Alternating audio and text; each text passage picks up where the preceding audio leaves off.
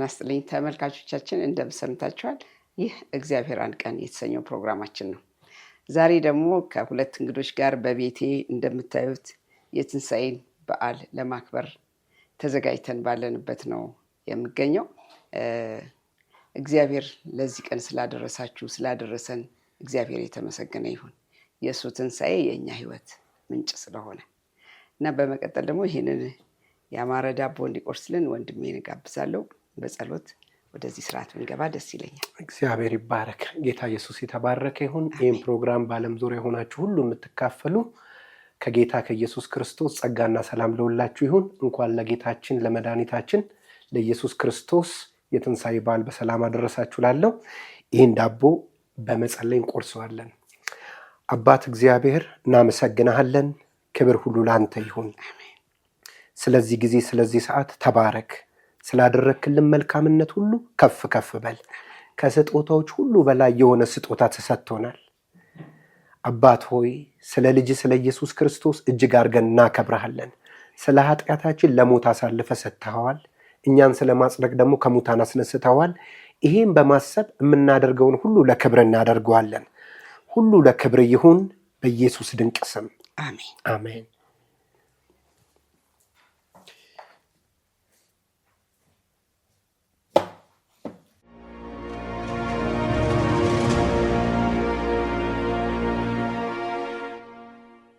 ተመልካቾች ዛሬ በጣም እግዚአብሔርን የማመሰግንበት ብዙ ነገር አለ።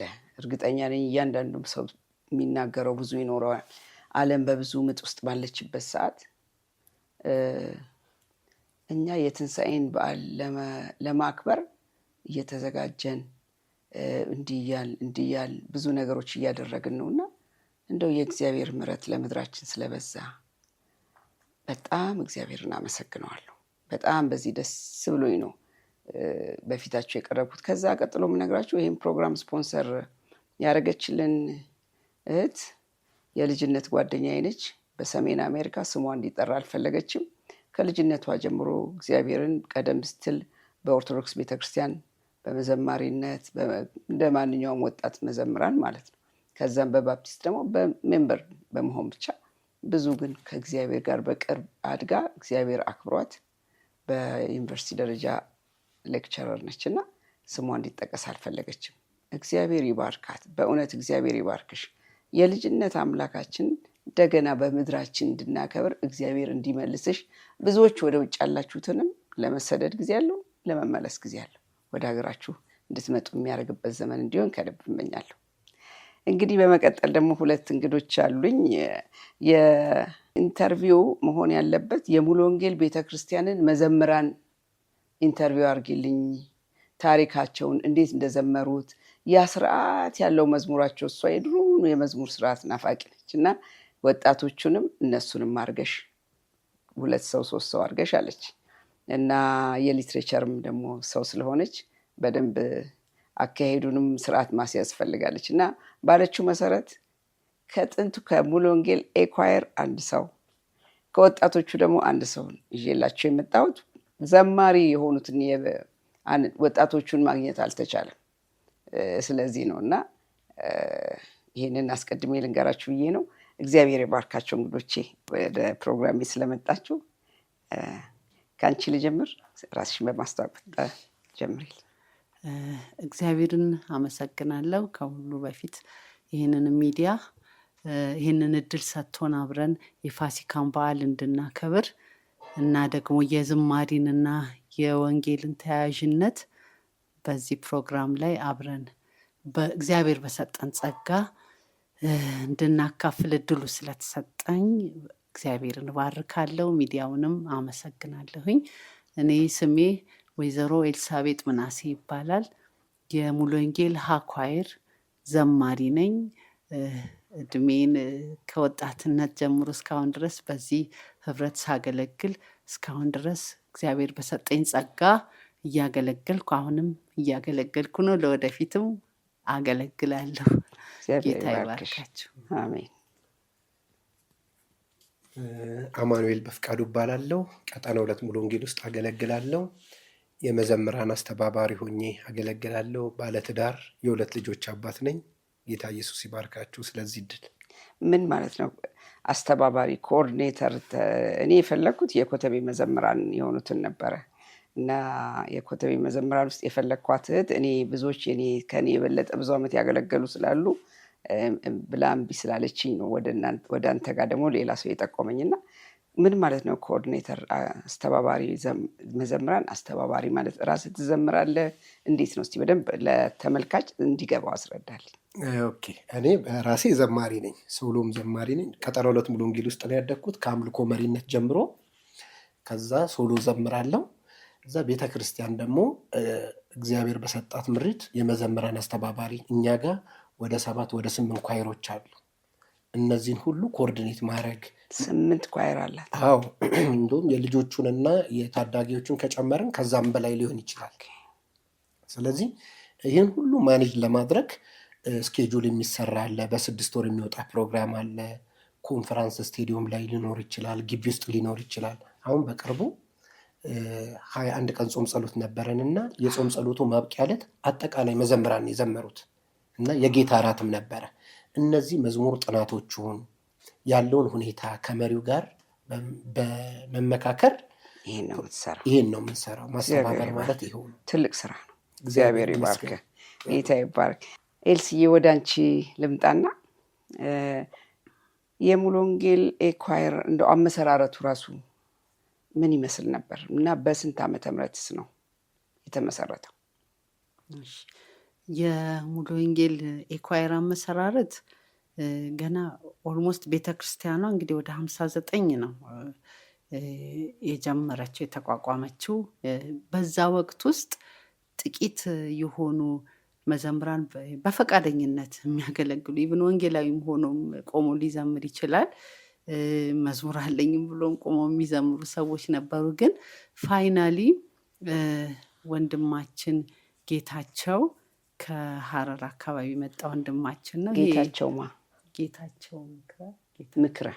ጌታቸው ምክረ ማለት በሚገርም ሁኔታ ለሙሉ ወንጌል ቤተክርስቲያን በሁሉ አቅጣጫ የመንፈስ ቅዱስ እንቅስቃሴን በአደባባይ የሚገለጽ ሰው አይደለም። ወንድማችን ጌታቸው እንዲህ ብዙም አብሬው ባላገለግል የሚገባኝ ነገር ከሐረር ጀምሮ የመንፈስ ቅዱስን እንቅስቃሴ ወደ ቤተክርስቲያን በአንደርግራውንድ ማለት ይቻላል ያመጣ ሰው ነው ብዬ አስባለሁ። ምክንያቱም ወንድማችን ዘለቀ ነው መሰረተ ክርስቶስ የታችን የወይንሸት ባለቤት ፓስተር ዘለቀ ይሄንን የመንፈስ ቅዱስን እንቅስቃሴ እንትን ያደረገው በጌታቸው ነው። ትምህርቱን የሚያገኘው ወደዛም ሁኔታ ወደ ጌታም የመጣው ከጌታቸው ጋር በጣም ታሪክ አለው እና ወንድማችን ጌታቸው ደግሞ ሲመጣ ወንድማችን ጌታቸው ወደ አዲስ አበባም ሲመጣ ምንድነው ያደረገው? በሙሉ ወንጌል አካባቢ ጥቂት ወጣቶችን በፈቃደኝነት ያዘምር ነበረ። ኳይሩ በደንብ ሳይቋቋም እና ሲያይ ለምን አናገለግልም፣ ለምን ህብረት አንፈጥርም በሚል በጥቂት 7 ሊሆኑ ይችላሉ በእነሱ ጀመረ። ግን ገና የመቋቋም እንትኑ በግልጽ አልነበረም። ከዛ በኋላ ግን 62 ላይ በትክክል ኳይሩ ለብሶ በመቆም መጀመሪያ ኳይሩ ልብስ ሰማያዊ ነበር፣ አረንጓዴ አልነበረም። በሰማያዊ ልብስ ነው የጀመሩት እና በዛ ጀምረው 62 ላይ መቆም ጀመሩ። የሚገርመው ነገር ግን ጌታቸው አይዶን ነው ከመንፈስ ቅዱስ ለእኔ መለኮታዊ ኃይልም ይመስለኛል ኬታ መጣው ብዬም ስለምጠይቅ ግን ኳይሩን ሲያቋቁም 62 ላይ የሚገርሙ መዘምራን ድምፃቸው በጣም የተዋበ ትልቁ ነገር ከአርአያ ቤተሰቦች ጋርም ግንኙነት ስለነበረው አርአያ ቤተሰብ ማለት የመካነ ኢየሱስ አባላት ናቸውና የአርአያ ቤተሰብ መዘምራን የአርአያ ፋሚሊ በፓርትም ይዘምራሉ። እነ ሰለሞን አርአያ እነ ዮሐንስ አርአያ እና ከነሱ ጋርም ህብረት ስለነበረ ቦታውም ደግሞ ዩኒቨርሲቲ አካባቢ 4 ኪሎ አካባቢ ስለነበር መካነ ኢየሱስ ተማሪዎችም ሙሉ ወንጌልም ስትመሰረት በተማሪዎች ስለሆነ የተመሰረተችው የወጣቶችና የተማሪዎች ስብስብ ነበረ እና ያ አጋጣሚ ትንሽ ከዚህ ፋሚሊ ጋራ ግንኙነት ነበረው እና በነዛ ምክንያት የተንጸባረቀ የተላለፈ ዝማሬ ነበር ሲጀምሩ አብሮ ከመሆንና ከዛ ተነስቶ ደግሞ ሙሉ ወንጌል ማቋቋም ስለነበረባት ጌታቸው ሲጀምር ጀምሮ በሚገርም አይነት ድምፅ፣ በሚገርም አይነት ዜማዎች፣ በሚገርም አይነት እንኳን አይደለም በዝም ብሎ ዩኒሰን ፓርት ሁሉ በዛ ሁሉ ነበር የሚያዘምረውና ሲጀመር እንግዲህ 62 ላይ ነው። በኋላ ነው አረንጓዴ ልብሱ ደግሞ ትንሽ ወዲያው ብዙ ሳይዘገይ ወደ አረንጓዴ ልብስ ተቀየረ። 62 ላይ ጌታቸው ነው ያስጀመረው። ኦኬ። ስለዚህ አሁን ወደ ኋላ ሄደን ስናየው ተማሪ ነው በአብዛኛው በውስጣችሁ ያለውና እንዴት ነው ከትምህርት ጋር በፕሮግራማችሁ በሳምንት ምን ያህል ጊዜ ነው የምትገናኙት? ጊዜ ችግር አልነበረም ወይ? የምንገናኘው በተለይ እኔ ኤግዛክትሊ 62 አይደለም የጀመርኩት፣ ትንሽ ሰጌት ግን እሁድ እንገናኛለን፣ ቅዳሜ እንገናኛለን፣ ሮብ እንገናኛለን። እነዚህ የጥናት ጊዜያቱ ብዙ ጊዜ ደግሞ ቤተክርስቲያንም የመዘጋትም የመከፈትም እድሉ ስለነበር ለእኛ የአብሮ ተሰባስቦ ማጥናት ቅዳሜ የጥናት ጊዜያችን ነው። ቅዳሜ ከሰዓት በየተወሰነ ጊዜ የራሳችንን መዝሙር የአበሽኛውን እንዘምራለን። በሌላ ጊዜ ደግሞ አንድ የፊንላንድ ፈረንጅ ነበረ፣ ስሙንም ብዙም ባላስታውሰው፣ መጥቶ የሚያስጠናን ማለት ነው። እዛ ሆስቴል 4 ኪሎ ሆስቴል መጥቶ ያስጠናናል። ይሄ ሰው የሚያስጠናን በእንግሊዝኛ ነው። ፓርትም እንድናውቅ በእንግሊዝኛ መዘመርም እድልን ያገኘ ነው በዚህ በፈረንጁ ምክንያት ነው እና እሱ ያስጠናናል። በሌላው ጊዜ ደግሞ የአበሽኛውን መዝሙር እንዘምራለን፣ እናጠናለን። ያው መዝሙሮች ደግሞ መውጣትም የጀመሩት ያኔ ነው። ብዙ ቦታ ከኛ በፊት የጀመሩ መዘምራኖች አሉ። መካነ ኢየሱስ ከኛ በፊት ነው የጀመሩት። ሉተራኖች ከኛ በፊት ነው የጀመሩት። እኛ ጋር ለውጥ የነበረው ምንድን ነው? የራስ መዝሙር ማውጣት፣ በአበሽኛ መዝሙር ማውጣት፣ ደግሞ በአማርኛ መዝሙር ማውጣት። ከዛም በላይ ደግሞ ተንቀሳቃሽ ኳየር ድሮ የምናውቀው መካነ ኢየሱስ እዛው ቤተክርስቲያናቸው አገልግሎት ሲሰጣቸው ማገልገል፣ ሉትራንም እንደዛው። ኳየር ግን ተንቀሳቃሽ ሞባይል የምንለው ነገር እና ተንቀሳቃሽ የሚባል ኳየር ኳየር ነው የተጀመረው። ስለዚህ ቤተክርስቲያኗ ኦልሬዲ ስትቋቋም ጀምሮ አብሮ እንደ ቤተክርስቲያን ሆኖ ያገለገለ ነው እና ይሄ ወቅቱ በጣም የሪቫይቫል ወቅት ስለነበረ ብዙ አሁን እንደው ምሳሌ አድርጌ እንኳን እኔን እና ጓደኛዬን ሽታዬን ምሳሌ ባደርግ በጣም በሚገርም ሁኔታ የእግዚአብሔር እርዳታ ነበረው። መቼም ሰው እየተማረ ፈተና እያለበት እንደ ነገ ፈተና አለ እየተባለ እዚህ ጋር ያለውን የሰማያዊ ስራ ሚስ ላለማድረግ የምንሄድባቸው መንገዶች ነበሩና በትክክል የእግዚአብሔርን እጅ አይተናል። አሁን በዚህ ዘመን ቢሆን በሁለት ልብ በማነከስ የሚሆኑ ነገሮች ይሆኑ ስለሚሆን ሊጎዳ ይችላል። ያኔ በሁለት ልብ እያነከስን አይደለም፣ በአንድ ልብ ሆነን የእግዚአብሔርን ስራ ስለምንሰራ ያ በመሰጠት የሚሰራው ስራ እግዚአብሔር ደግሞ በሚገርም ሁኔታ ስራችንን ሰርቶልን አይተናል። ይሄ በቃ እናንተ እግዚአብሔርን ቤት ስታገለግሉ እግዚአብሔር ደግሞ የእናንተን ስራ የሚሰራው በማነከስ ካልሆነ እግዚአብሔር ፍጻሜውን አይተናልና በጣም ብዙ ሰው በትምህርት ምክንያት ከሚኖርበት ጫና ምክንያት አገልግሎትን ሚስ አያረግም። ለምን? አንካሳ ልብ አልነበረም ያኔ ለማለት ነው። ጌታ ይባርክሽ። የሚደንቅ ነው። አንተስ እንዴት ነው አማኑኤል ስታያቸው በዛ ዘመን በነበሩት መዘምራን ላይ? ምናልባት አንተ በጣም ልጅ ነህ፣ እነሱን በቅርብ ታቅና አታቅ እንደው አላቅም፣ ግን እስቲ እንደው ከሲኒየሮች የተማርከው ነገር ምንድን ነው የምታካፍለን ነገር? በጣም የሚገርምሽ ታለም ኤልሲ እንደዚህ ትልቅ ሆና እኔ ኤልሲ ነው ምላት። በጣም ቱማች ነው ቀረቤታችን፣ ቱማች ከኳይሩ ጋር ማለት ነው። በግል በርቀት ብቻ አይደለም። እናንተን የነካ እሳት ይንካኝ ብዬ ብዙ ጊዜ ገብቼ ጸልየውልኛል። ለማስተባበር ነው የምመጣውና ሳስተባብራቸውን በብዙ አክብሮት ነው። ግን ሁለት ያዩትን ኳሊቲ ምነግርሽ፣ ለመንፈስ ቅዱስ በጣም ሴንሲቲቭ ናቸው። በቃ ያየው ትልቅ ከነሱ የተማርኩት ይሄን ነው። ይህን ደግሞ የሚገርምሽ ነግረውኝ አይደለም በሚሆኑት ነው። ግን የእነሱ ተወካይ ደግሞ በጣም የተወደደ ጋሽ ነጋሽ አለ። መዘምራን ዘርፍ ላይ ሊወከል ሲመጣ ለወጣት የተለየ ልብ አለው። እናንተ ሁሉ ነገር አለ፣ እሳት አሁን እሳት ከላይ ጠብ ብትልባችሁ ይህን ነው የሚለውና ለመንፈስ ቅዱስ ያላቸውን መሰጠትና አክብሮት በጣም አደንቃለሁ። እንዳልኩሽ ሄጄ በግሌ እነሱን ጸልይ ብለውኝ አይደለም፣ ያው ኮሚቴ እሷም ስለሆነች ከእሷ ጋርም ስለምንቀራረብ አማላጅ በእሷ በኩል ነው። በቃ ጸልዩልኝ፣ አማን ዛሬ እንዲጸልይለት ነው የመጣው ተብሎ እንደዚህ ጸልይ። ለመንፈስ ቅዱስ ያላቸውን ክብር፣ ሁለተኛ ደግሞ ለአገልግሎት ያላቸውን ክብር። ስለ እውነት ይሄ ቤተ ክርስቲያን የምናገረው አገልግሎት ክብሩ የሚገለጠው ወጥቶ በመዘመር አይደለም። በሰዓት ነው የሚደርሱት፣ ይጸልያሉ፣ ያጠናሉ። እርሊ ቀድሞ እንግዲህ 54ኛ ዓመታቸውን ሲያከብሩ እኔ ነበርኩ አስተባብሬያለሁ። እና ሰው 54 ዓመት አገልግሎት አይቀልበትም። በሰዓት ነው የሚገኙት፣ እርሊ ነው የሚመጡት። ጸልየው ክፍሉን እንኳን ለሌሎች አምልኮ መሪ ለሚባሉት ለቀው ፕሮግራም ከመጀመሩ በፊት እነሱ የማገልገያ ወንበራቸው ላይ ያለው። ይህን ሁለቱም ባህሪ በጣም ነው የምደነቀውና ስቲል ሁልጊዜም በዚህ ባህሪ ይደነቃለሁ። ከእነሱ የተካፈልኩት ይሄን ነው። እግዚአብሔር ይባርክ። አሜን። ኤልሲ ወደ አንቺ ልምጣና እንደው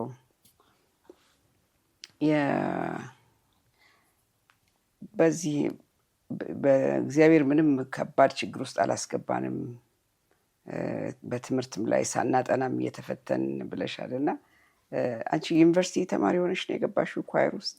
አዎ ዩኒቨርሲቲ ገና እንደገባው ከመግባቴ በፊት ያው ማትሪክ ከወሰድኩ በኋላ ወደ ኳየር ነበርኩኝ። ያው መስከረም ሲሆን ያው ወደ ዩኒቨርሲቲ ገባው ማለት ነው። ኦኬ ምንድነው ልልሽ የምለው አሁን አዲስ ወርቁን ባለፈው እሱንም ኢንተርቪው አድርጌዋለሁ። ድሮም ስንሰማ ምንድን ሲጸልይ አድሮ አየር መንገድ ነው የሚሰራው እና ቢሮ ቁጭ ብሎ እንቅልፍ ወስዶታል። ልክ በዛች ሰዓት ኃይለኛ ነፋስ መጥቶ የተከፈተውን በር ዘጋው። ያ አባነ ነው። ኢሚዲየትሊ በሩን ከፍቶ የገባው ግን ማን ነው? ቀጥሎ አለቃው። ተኝቶ ሊያዩ ይችል ነበር ያቺ ነፋስ በልክተኛ ሆና ባትመጣ።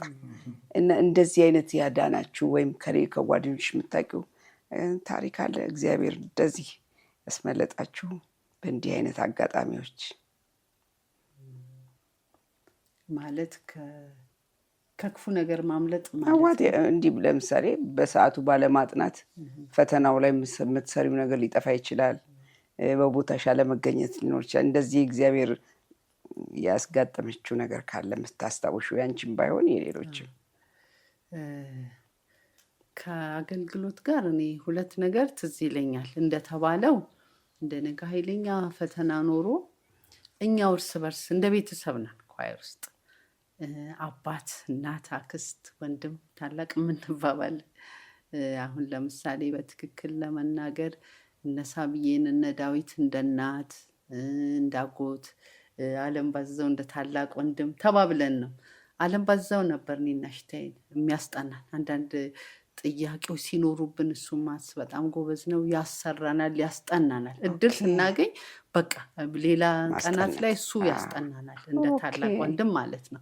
እና አንድ ጊዜ ፈተና ኖሮ እንደነገ ልንፈተን ሂዱ፣ ዛሬ አታገለግሉም። ደግሞ ኃይለኛ ፕሮግራም ነበር ሆስቴል እና እሺ ብለን ለነሱ እሺ ካልን በኋላ አገልግሎት ውስጥ ገባንባቸው ማለት ነው።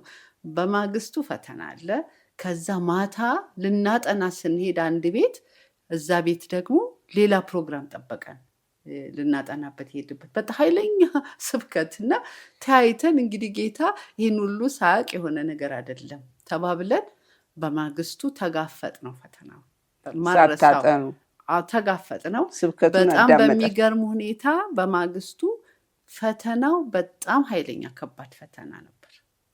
ብናጠናውም ማሰሩት ለማንም ሰው በሚገርም ሁኔታ እኔ እና እሷ ቢያገኘን ማረሳው አይነት ነገር ነው። ሁለተኛ ደግሞ ለአገልግሎት እንጦጦ ሚሽን ነበር የምናገለግለው። ያኔ ምንድን ነው የኢህአዴግ ጊዜ ነው። ኢህአዴግ ፕሮግራም ሲኖር ቀበሌው ስብሰባ ሲኖር መንገድ ሁሉ ይዘጋጋል። እነዚህ አብዮት ጠባቂዎች የሚባሉ አሉ፣ መንገድ ይዘጋጋሉ። እኔ ወደ ኦሎምፒያ አካባቢ ነበር ቤቴ እና ከዛ ስወጣ አገልግሎት ሚስ ማድረግ ለእኔ ማለት አሁን አይደለም ያኔ ሚስ ማድረግ ማለት ትልቅ ነገር እንደጎደለብኝ ነው የማስበው። እና ስወጣ ደጃፋችን አብዮት ጠባቂዎች አሉ። የት ነሽ አሉኝ። ነገርኳቸው። አይታለፍም አሉኝ። እሺ ምን ላድርግ? መንገድ ሲዘጋ መጨረሻ ላይ ወደ ቀበሌ ላኩኝ ማለት ነው። ቀበሌ ሲልኩኝ ያው መንገድ አልፋለሁ ስል ወደ ቀበሌ ሂጂና ፈቃድ ጠይቂ ተባልኩኝ። በጣም ብዙ ሰዎች አሉ፣ ትልልቅ ሰዎች አባቶች አሉ። ሽምግልና አለብኝ፣ እኔ ልጅ እንዲቀጠሩ አለብኝ። በጣም ከለከሉ። ጌታ ሆይ አልኩ፣ አልዋሽም፣ የምናገረው እናገራለሁ። ከዛ በኋላ የምታደርገውን ታደርጋለህ። ይህን አገልግሎት ባላገለግል አንተ ነህ ተጠያቂ እያልኩ ነው የገባሁት። ከዛ በኋላ ሰፈሩ መሰረተ ክርስቶስም አካባቢ ስለሆነ ወደ ኦሎምፒያ በፊት ለፊት ገባሁ። ምንድን ነው አሉኝ። አገልግሎት አለብኝ። የምን አገልግሎት? ዘማሪ ነኝ እዚህ መሰረተ ክርስቶስ አሉኝ። አይደለም ወደ እንጦጦ። እናስ? አሁን ማለፍ ፈለግኩኝ፣ ከለከሉኝ። በትክክል ነው፣ በትክክል ወረቀቱን ሰጡና ጽፈው ሰጡኝ። ሄድኩኝ ማለት ነው። ብዙዎች አባቶች ሰርግ አለብን ሽምግልና አለብን እያሉ ከለከሏቸው። እኔ እንደውም እንደ ቀልድ አድርጎ ነው እዚህ መሰረተ ክርስቶስ እንጦጦ ሚሽን እናስ አሁን እንዴት እሄዳለሁ? መንገድ እኮ ተዘጋግቷል። ጌታ ይረዳኛል። በትክክል እግዚአብሔር ረዳኝ። እጄ እንጦጦ ሚሽን ደርሼ አገለገልኩ ማለት ነው። እኔ እኮ ከዚህ በፊት የሰራሁትን ኢንተርቪው ብታይ መሰረተ ክርስቶስ ቤተክርስቲያን ባለንበት መጥተው አፍሰው አስረውን አንቺን ወረቀት የሰጠሽ ቀበሌ አሳሪያችን ነው እና ስንት ዓመት ነው የታሰሩት ልጆቹ? ከዛ በላይ ብዙ። እኔ 1 ወር ታስሬ ነው የወጣሁ። እና እንደዛ ያዘመን ማለት በጣም መከራ ጭንቅ ባለበት በዚህ መሀል እግዚአብሔር ነው በእርግጥ ራሱ ቀበሌው ወረቀት ሰጡኝ ለፊ ብለው። እውነት በመናገር ይመጣው ይምጣ ዋሽቼ ሌላ ነገር ምክንያት ሰጥቼ ሳይሆን እውነቱን እናገራለሁ። እንግዲህ አገለግላለሁ ሲባል ራሱ ጴንጤ ለመሆንም እየተገለጠ ግን እግዚአብሔር ውስጥ ነው። ወጣቱ አማኑኤልስ እንዴት በዚህ ዘመን የዚህ ዘመን ችግር ለመዘምራን ምንድን ነው? እንግዲህ አሁን የሃይማኖት ነፃነት ባለባት ኢትዮጵያ ነው ያለ ነው እና እስቲ የእናንተ ደግሞ ችግር ምን አይነት ነው? እንደዚህስ የቸርች ሰዓት የአገልግሎት ጊዜ ለሰዓት እንዳያልፍ እንዳንቀር በሚል ነው ታገለግሉት? እንዴት ናችሁ? እስቲ ፈተናችሁስ ምንድን ነው? እውነቱን ለመናገር እነ ኤልሲ ያለፉበትን የነሱ ባቾች ያለፉበትን አይነት ፈተና አልደረሰም። ዲፍረንስ እሱ ልክ ነው። ራሱን የቻለ የኛም ደግሞ ራሱን የቻለ ፈተና አለው። ነገር ግን እውነት የምናገረው እነሱን ያነቃቃ መንፈስ እኛን ሊያገኘን ያስፈልጋል። ምክንያቱም አሁን ብዙ ዳተኛ የሚያደርገን ነገር አለ። ይሄው እጃችን ላይ ያለ ስልክ ብዙ በቃ እና ለአገልግሎት ተነሳሽነት ማጣት ያለው ቴክኖሎጂ፣ ሶሻል ሚዲያው እነዚህ ነገሮች ቻሌንጅ ናቸው በራሳቸው። ከዛም ያው የሰይጣን ተግዳሮት በዚህ ነው የሚመጣው። መልኩን ነው የለወጠው። እነሱም በመከልከል ሊሆን ይችላል፣ እኛን ደግሞ ሰጥቶን ሊያስረን ይችላል። እና ይሄን አልፎ መሄድ የሚችል ትውልድ ያስፈልጋል። እና እኔ አውቃለሁ ኳስ ጨዋታ ካለ ኳስ ጨዋታ የሚሄዱ ልጆች አውቃለሁ። አሁን ይሄ ለማማት ለምን ሳይሆን የተሸነፍንበት ችግሩን እኮ መናገራችን ለሚያዳምጥ ሰው ልጆቹ ይሄንን ችግራቸውን እንዴት ሊፈቱት ይችላሉ ብሎ ለማገልገል የሚነሳ ሰው ይኖራል። ለካ የኔ ብቻ ፈተና አይደለም የሚል ወጣት ይኖራል። እና ደስ እያለኝ ነው የምሰማው። እና ኳስ ካለ ኳስ በራሱ መጥፎ አይደለም፣ መጫወት ማየትም መጥፎ አይደለም። ነገር ግን አገልግሎት ካለ፣ ጸሎት ካለ፣ ቸርች ጉባኤ ካለ ይሄ የሚያስቀረን ከሆነ እስቲ ያ ነገር ጣዖት ሆኖብናል ማለት ነው። የኛ ዘመን ተግዳሮቶች እነዚህ ናቸው። እኔ በዚህ ዘመን ላላችሁት በጣም ለዚህኛው ትውልድ እኔ የበለጠ አዝናለሁ። የኛ ፈተናዎች ራሳቸውን የቻሉ የታወቁ መስመሮች ናቸው ያሏቸውና አሁን ግን እንዳልከው ከስልካችን ነው፣ ቤታችሁ ላይ ነው። እድሜ አለ፣ ራሱ ወጣትነት የራሱ ይዞ የሚመጣው ፈተና አለና እግዚአብሔር ጸጋ ያብዛላችሁ። በእውነት እግዚአብሔር ጸጋ ያብዛላችሁ። የመንፈስ ቅዱስ እሳትም በየቤተ ክርስቲያኑ ይንደድ። እሱ ነው የኃይል ሁሉ ምንጭ የሆነንና እስቲ ወደሚቀጥለው ሲሄድ ኤልሲዬ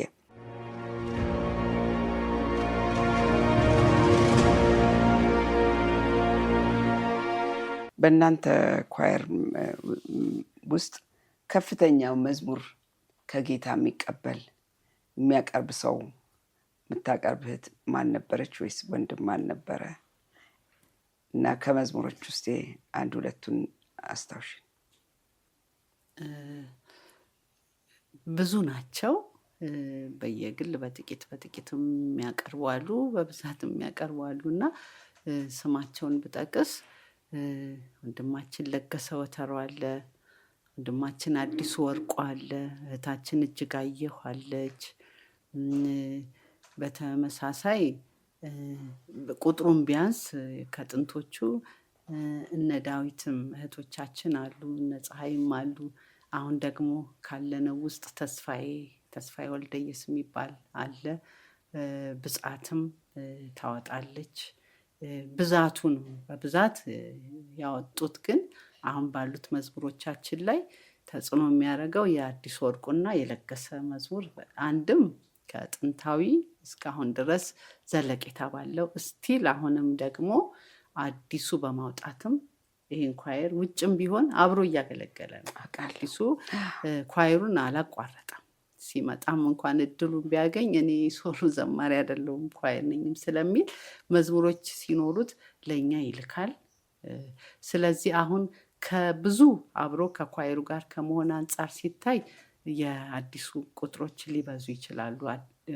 ምክንያቱም ለጌ የሆነ ቦታ ላይ ትንሽ ስላቋረጠ እንጂ መዝሙሮች ሁለቱ በብዛት ኤኳየር ሲባል የወንድማችን ለገሰና አዲሱ እነሱ ከፍተኛ ቁጥራ ሁለቱ ከፍ ይላል። ኦኬ። አሁን ስለ ለገሰ ወትሮ ስትናገሪ ነው የምን ሳይንቲስት ነበር ሰው? ከጠረፍ ጋር የተያዘ ነው። ኦኬ። እንዳልሳሳት ያው ሳተላይት ምናምን ማምጠቂያ የሚባለውን የሚሰራው እንደዛ ነው። እና የእሱን ኢንተርቪው ለማዳመጥ ከፈለጋችሁ መታሰቢያነቱ ለሱ የተደረገ ከኳየሮች ጋር ኢንተርቪው ያደረኩበት ሞር እሷ ስለሱ ብዙ የምታውቀውን የተናገረችዋልና ከሁሉ የለገሰ መዝሙሮች ሁላችንም በጣም የምንወደው የትኛው ነው? የበለጠ ህዝብ የሚወደው የነበረው? እንግዲህ አምላክ እረኛዬ ነው አለ፣ ከሞት የሚያድነው አለ፣ ከሞት ያድናል የሚለው እርግጥ ምንድነው የኳየር መዝሙር ሲወጣ ባለቤቱን በፈልቅቀሽ ነው የምታገኘው። መንፈስ ቅዱስ ሰጠኝ ብሎ ማንም እውቅናውን አይፈልገው፣ አይታወቅም። የሁለቱም እጅ አለው። እንደው ወደ ውስጥ ከገባሽ ደግሞ ከሞት የሚያድነዋል 100% የለገሰ ነው ብቻ የምትዩም ሳይሆን የአዲሱም አብሮ ከሚሰሩት በሙዚቃም ይሁን በቃላት የሆነ አብሮ ተጋግዘው የሰሩት ጌታቸው አብሮ አስተካክሎ አሜንድ አድርጎ የሰራው ነገር አለ። ግን ሶርሱ ያው ለገሰ፣ ለመዝሙሩ ሶርስ ለገሰ ነው። አምላክ እረኛዬ ነው አለ የለገሰ ማለት ነው። የለገሰ ብዙ አሉ፣ ብዙ አሉ፣ ብዙ በህዝብ ውስጥ የቀሩ በጣም ብዙ አሉት። አዝናለሁ እኔ ከእድሜያቸው በፊት እንዳንል ከላይ እንግዲህ የተወሰነ ቀን አለ እና እንደዚህ በጊዜ የተቀጩ ሰዎች ወደ ጌታ የሄዱ ሰዎች በጣም ልቤን እንትን ያደርጉታል። አዝናለሁ እና እግዚአብሔር ይመስገን በሰማይ የሚኖራቸው ብድራት ብዙ ነው። ከእናንተ መዝሙሮች እኔ በጣም የምወደው አንዱ ሰው ዝም ብሎ የጌታ ማዳን ቢጠባበቅ መልካም ነው የሚለውን መዝሙር ነውና እሱን እስቲ ዶክተር ብጻት እንደዘመረችው ሰምቻለሁ እና የሚገርማችሁ ይሄንን መዝሙር በተመለከተ በደንብ ብዙ መስራት ፈልጌ ነበር እና ዶክተር ብጻትንም ፈለኩ። ባለቤቷ ከዚህ ዓለም በሞት ከተለየ በኋላ ከዚህ ሀገር ወጥታለች አሉ እና ስልኳን ለማግኘት ወዲያ ያልኩ ብዙ በጣም ተባበሩኝ። ይገርማቸዋል። ይሄ ራሱ ፕሮግራም እንዲዘጋጅ ከኢትዮጵያ ውጭ በረፍት ላይ ያለ ሌላ የነሱ ኳየር የነበረ ሰው ነው ስልካቸውን ሰጥቶ ይህን ሁሉ ኦርጋናይዝ እንዳደረግ የረዱኝ እና በጣም ተባባሪ ፍሌክስብል፣ በዛ ላይ ደግሞ እንትን ናቸው፣ ሀምብል ናቸው። እና የእሷን ስልክ ተፈልጎ መረጃ እንቺ ተሰጥቶኝ ብጻት አላነሳችም። እና ሰው ዝም ብሎ የጌታ ማዳን ቢጠባበቅ መልካም ነው የሚለው መዝሙሯ መቼ ነው የተዘመረው? እስቲ እንደው እሱን ብትዘምሩት ሁለታችሁም ደስ ይለኛል። ይህን የምልበት ምክንያቱም በኋላ ገልጸዋለሁ። ሰው ዝም ብሎ የተዘመረው በ60ዎቹ ወደ መጨረሻ ነው። ብጻት ወደ ኳየር እንደገባች አካባቢ ከተዘመሩት መዝሙሮች ከሰጠች መዝሙሮች አንዱ ነው። ለምሳሌ አመስግኚው ዘምሪለት ይለኛል የሚል የፋሲካ መዝሙር፣ ይሄንን ተመሳሳይ መዝሙር እስቲ በይው ዝማሬው የፋሲካውም ትንሽ በይል። የጌታዬን ፍቅር ሳስበው በመስቀል ለኔ ሲል የሞተው በደም ላበሲካ ያላበው በመስቀል ስቅላት ሞተው ጌታዬ ተዋርዶ የቆሰለው እርገሜን በመውሰድ የታገሰው የጌታዬን ፍቅር ሳስበው አመስግኜው ዘምሪለት ይለኛል ፍቅሩ ያስደንቀኛል የሚለውን ይሄ የእሷ ነው። እና ተመሳሳይ መዝሙሮች አሏት ብጻት በዛ ወቅት ውስጥ እና ሰው ዝም ብሎን እንግዲህ ያው ስታወጣው አንዳንዴ ለእኔ ትምህርት ስለሚሆነኝ ለመናገር ነው። ሁሌ ላለሁ ነቢያቶች ትንቢት ሲናገሩ፣ መዘምራን መዝሙር ሲያወጡ ለጉባኤ አሁን ነቢይ ተናገር ስትዩ መልእክት ለጉባኤ የሚያስተላልፍ ነው የሚመስለው። ግን ሁል ጊዜ ቨርቲካል የሆነ መልእክት አለ፣ ሆሪዞንታል የሆነ መልእክት አለ። የእግዚአብሔር መልእክት ግን እንደ ስፊር ወደ ውስጥም አለው እና ለኔም ብሎ ማሰብ ጥሩ ነው። እና አንዳንድ መዝሙሮች ኢቭን ከኛ ከሙሉ ወንጌልም ባይሆን ከሌላም ኳየር አንዳንድ ከባድ መዝሙሮች ዘምረው ዛሬ መስመር የሳቱ ሰዎችን ስመለከት ድሮ የዘመሩትን ሳይ ወይኔ ያኔ ሲዘምረው ለኔ ብሎ በዘምረው ምላቸው መዝሙሮች አሉ። ሰው እንዳይክድ ከክደት ጋር የተያዘ መዝሙር ዘምረው ዛሬ የካዱ አሉና አለቅሳለሁ እንደ አይነት መዝሙርና አንዳንዴ መዝሙር ሶሎስ አንተም ሶሎ ዘማሪ ስለሆንክ ለጉባኤ ሳይሆን መዝሙር የሚዘመረው መጀመሪያ ለራስ ነው። ትንቢትን መልእክት ብናስተላልፍ ለጉባኤም ሳይሆን መጀመሪያ እኛን መንካት አለበት እና መዝሙር የሚያወጡ ሰዎች አይቻለሁ። ያወጣሉ፣ እኛ እንዘምራለን። ሰሙኤል ግን መልእክቱ ለራሳቸው ጊዜ ጠብቆ ሊሆን ይችላል እና እማራለሁ በእንደዚህ አይነት ነገር እና እሷ በ60ዎቹ ይሄ መዝሙር ያው ጌታ እናምናለን እኛ መንፈስ ቅዱስ ነው ዝማሬን የሚሰጠው ብለን እናምናለን። በጣም የእግዚአብሔርን ቃል ታነባለች ብጻት። በጣም ጠበቅ ያለ እንትን የጸሎት ህይወት አላት። ከዚህ የተነሳ በጸሎትና በእግዚአብሔር ዝማሬዎቿ እንደውም በብዛት መጽሐፍ ቅዱሳዊ ናቸው። አሁን እነሆ የሚልም መዝሙር አላት። አንድ መዝሙር አለ ብንሄድ መጽሐፍ ቅዱስ ይሄ በቃ እስራኤላውያን ሲወጡ የኤርትራን ባህር ሲሻገሩ እሱን ቃል ነው የምትዘምረው። ከመጽሐፍ ቅዱስ ነው እንዳለ የምትዘምረው እና ብዙ አንባቢ ነች። ከመጽሐፍ ቅዱስ አንብባ ያንን ወደ ዜማ የምትቀይር እህት ነች እና በዛ ዘመን ደግሞ ይሄንን መዝሙር በ60ዎቹ መጨረሻ መጀመሪያ ከተቀዱት ካሴቶቻችን በካሴት ዘመን ነው የዘመረችው። ምናልባት የእግዚአብሔር በግ ወይም እግዚአብሔርን አመስግኑ የሚለው ቁጥር ውስጥ ነው ያለው ይሄ መዝሙሯ። እኔ እንድትዘምሩት የፈለግኩት ለመሰላችሁ ብዙ ሰዎች እሷም ጭምር ማለት ዶክተር ብጻት ማለት ነው ባለቤቷን በጣም ባለቤቷ ጓደኛዋ ህይወቷ የሆነ ሰው ነው እና እሱን በሞት አጣለች። ሌሎችም ብዙ ያጡ አሉ። ሚስቶቻቸውን ያጡ ወንድሞች አሉ። እና ብዙዎች ተጎድተዋል። እንደው ከዚሁ ጋር አያይዤ ብናገረው ደስ የሚለኝ እና ዛሬ ለምን እንዲዘመር እንደፈለግኩ ሰው ዝም ብሎ የጌታ ማዳን ቢጠባበቅ መልካም ነው። ሰው የማያልፍበት ወጀብ ውስጥ ማለፍ ያለው በጣም ይገርማል ቃሉ። በኋላ ሲዘምሩ ትሰሙታላችሁ።